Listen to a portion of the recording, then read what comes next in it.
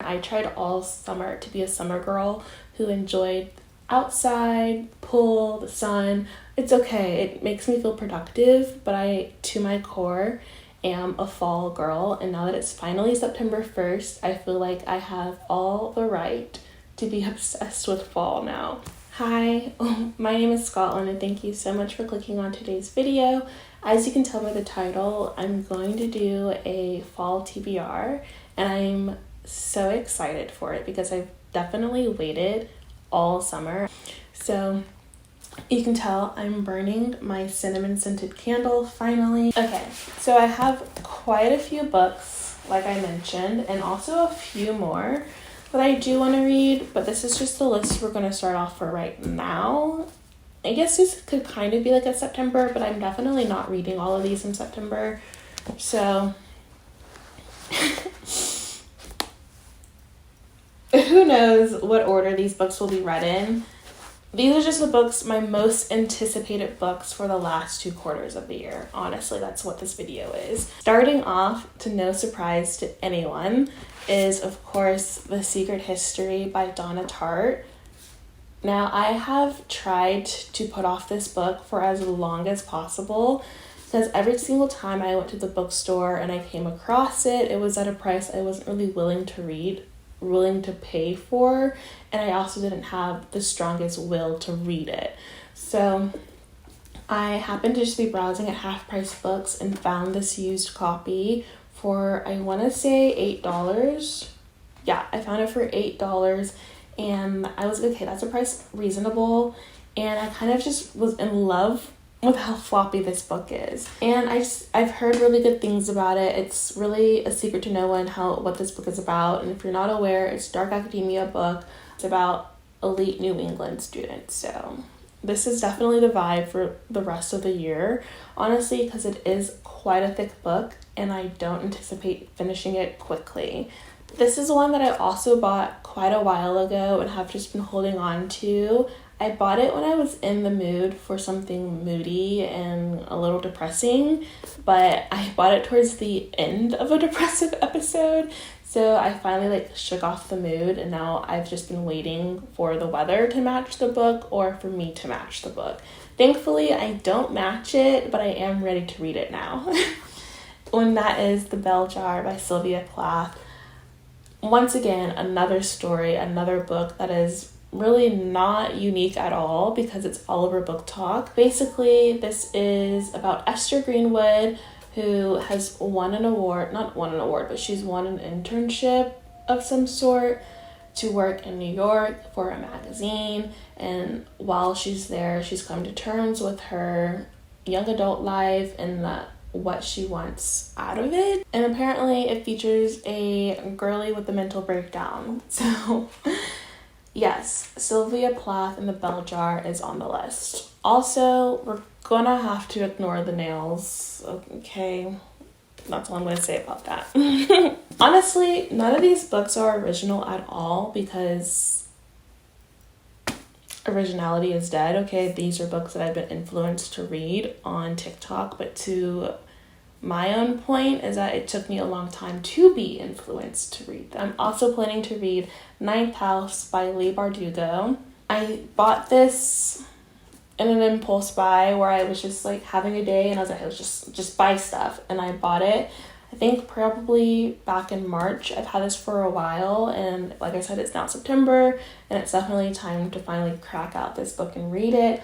Also, at the time that I bought this book, it was probably the thickest book I've not ever read because I did read after. It was one of the thicker books I had, and so I was very intimidated to reading it, which is also another reason why I didn't want to read it in the first place. But also, like I said, I'm not sure the order of these videos, or if you follow me in social media, you'll know I'm currently reading the ACOTAR series, and halfway, probably 60% of the way through A Court of Mist and Fury, and so I've proven to myself that I can handle a thick book. This one and A Secret History does scare me a little bit because they are kind of big, but I'm interested in the stories, and if you don't know the story of this one, I'm pretty sure it's another dark academia book about a secret society at Yale, and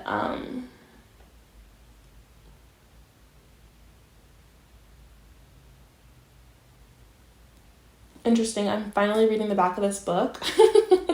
And I'm like, I totally forgot that this book was about.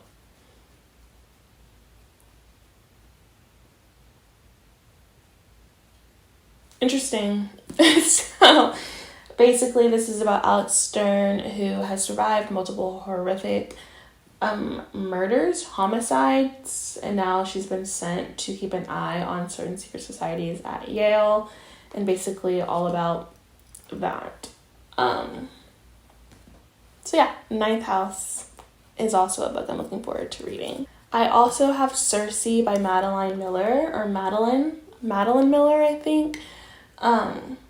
I've also had this book for a while. I feel like I bought this book last October, and yeah, I definitely did because I bought it my birthday weekend. So I bought this book in October. I read a few pages of it, but just wasn't in the mood to read it at the time. A big caveat to this entire video is that I am a mood reader, and if I'm not in the mood to read it, it's just not getting read. These are the books that I'm anticipating that I will be in the mood to read. So Circe, which is also from the same author of Song of Achilles, which I also haven't read, and I was waiting for the summer to read it. Summer came, wasn't in the mood to read it. Seems like something I could read in the fall, not too sure about it. Now that it's fall, it's giving a winter vibes. I feel like I always do really bad at doing TBRs or talking about books, and it's because, I'm pretty sure I've said it before, I don't really read synopsis of the books, and I also don't read reviews of the books. I literally just go off of straight vibes in the cover. And sometimes I read a couple pages in the beginning, and then that is really my knowledge, but I don't like going into truly anything having a lot of knowledge of what it's about. When it comes to TV shows, books, and movies, I like to have a very limited knowledge of what that is about, because I feel like any knowledge I know is going to spoil it and ruin me wanting to read it, watch it. So let me know in the comments down below if that's something you also not struggle with, but something you also find yourself doing, is just diving in blind. But if it annoys you, I'm really sorry. That's what Google's for. Finally, I have 2 more books that I am most likely going to get to this fall before I get into the books that are more of a wish. The next one I have is All's Well by Mona Awad. I freaking loved Bunny by Mona Awad, and I've had this book for a while. I think I bought it in February, and I tried reading it a couple times. I don't know if you can tell, but it has tabs already. So I have picked it up and I have read it, and I do like it. It's just, once again, not the mood I was in to read it. I'm pretty sure the last time I picked up this book, I picked it up after finishing ACOTAR, and I just was still reeling from ACOTAR that I couldn't get into the book quite yet. But I'm obsessed with the cover of this book. I love the UK cover even more. But this story is about a theater professor who struggles with chronic pain, and she's coming to terms with struggling with this chronic pain and teaching young actors, and basically her journey through kind of how she spirals with the chronic pain, because at the same time she is trying to get her students to put on All's Well by Shakespeare, but they want to perform I think they want to perform Macbeth. Yeah, so she wants them to perform All's Well That Ends Well, but her students want to perform Macbeth.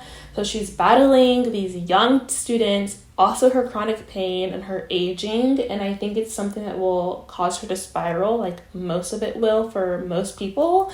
So I think Mona Awad writes really wonderfully. I loved how insane Bunny was, and I'm really looking forward to reading this one. Finally, okay, I have been waiting for this book forever. Hold on, let me try to take the sticker off.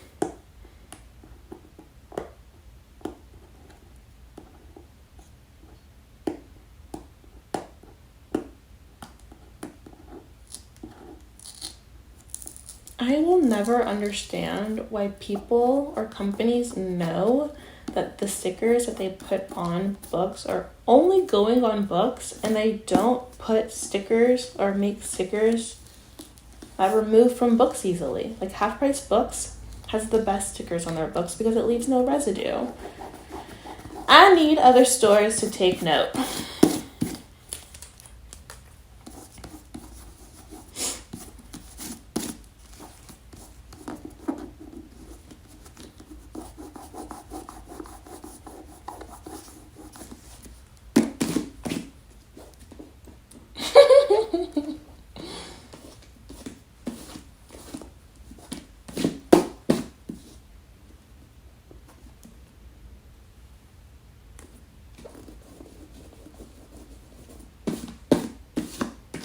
Perfect. I have been waiting for this book forever, okay? I've tried looking for it, and when I was looking for it, it was sold out everywhere. When I finally found it, it was once again at a price I wasn't willing to pay for.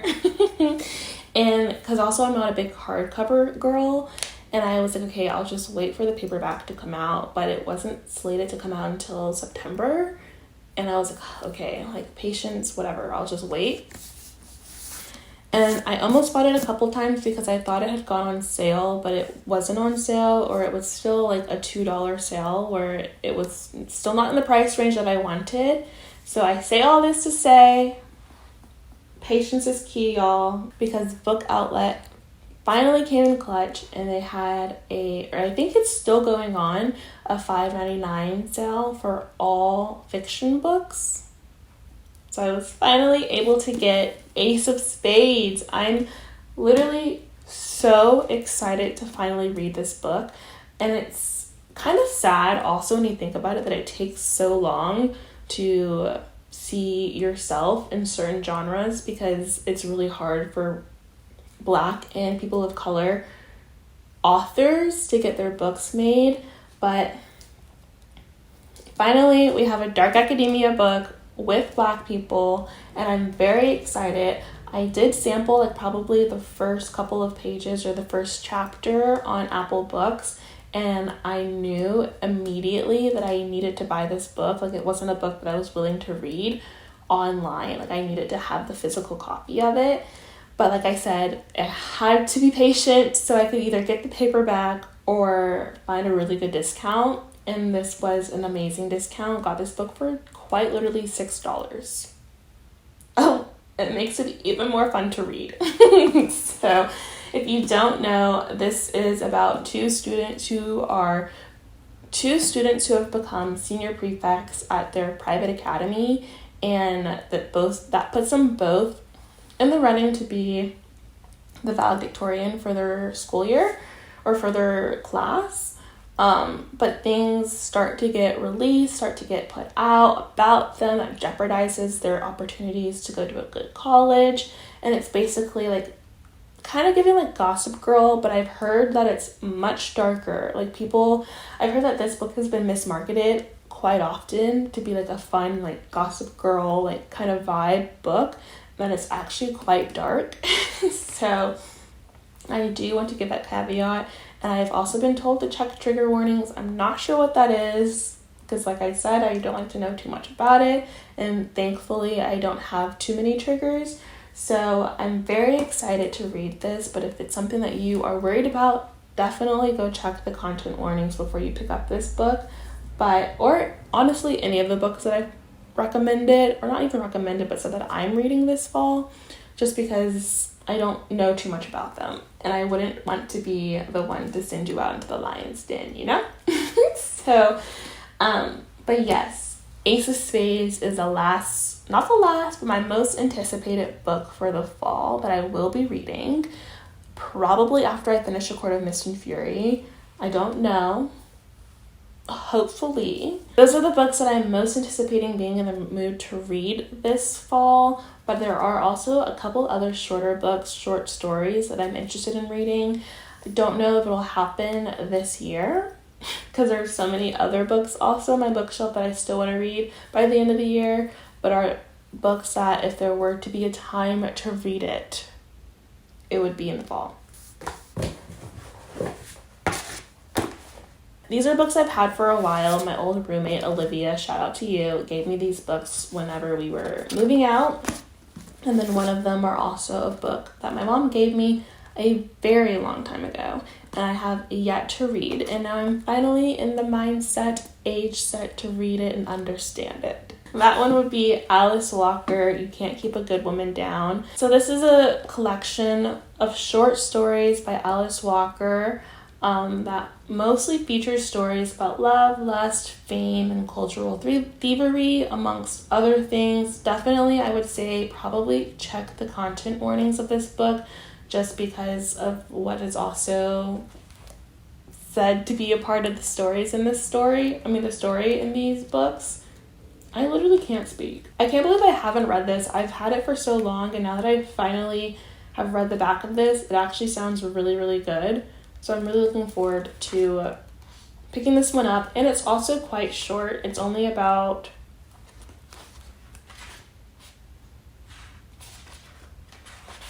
It's only 167 pages, and the font is quite nice. Another book that I kind of want to read, just because of Call Me By Your Name, and of course because my roommate gave it to me, or my old roommate gave it to me, but it is Heart of Darkness by Joseph Conrad. I know this was like a required reading in high school if you're in AP Literature, which I was not in that class.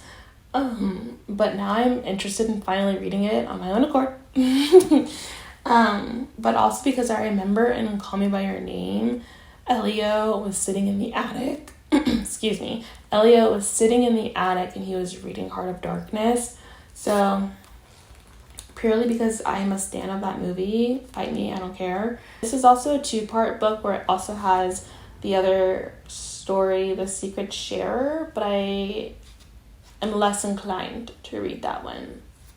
So Heart of Darkness. The last 2 books are also written by the same author, Nella Larson, and the first one is Passing, and the second one is Quicksand. I'm pretty sure, not pretty sure, I know Netflix made a movie adaptation of this book, Passing, that I have yet to watch, but I would love to.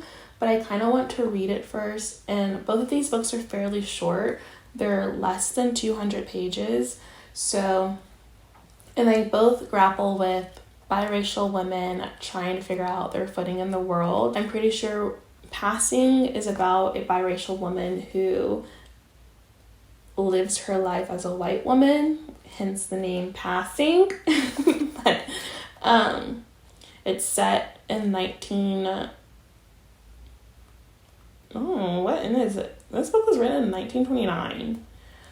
The more you know. And I think this will be nice to read whenever I just need something quick and a little intellectual.